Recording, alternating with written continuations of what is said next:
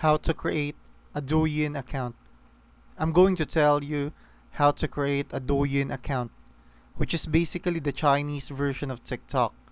First, download the Douyin app from an APK site if you're outside of China, or from the App Store if you're in mainland China.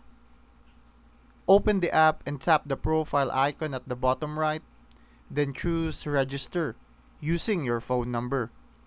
Note that Douyin requires a Chinese mainland number, so if you don't have one, you'll need a virtual Chinese number to proceed.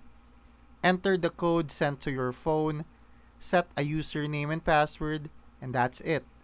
Once you're in, you can start customizing your profile, uploading videos, or just scrolling through local content. And that's how you create a Douyin account.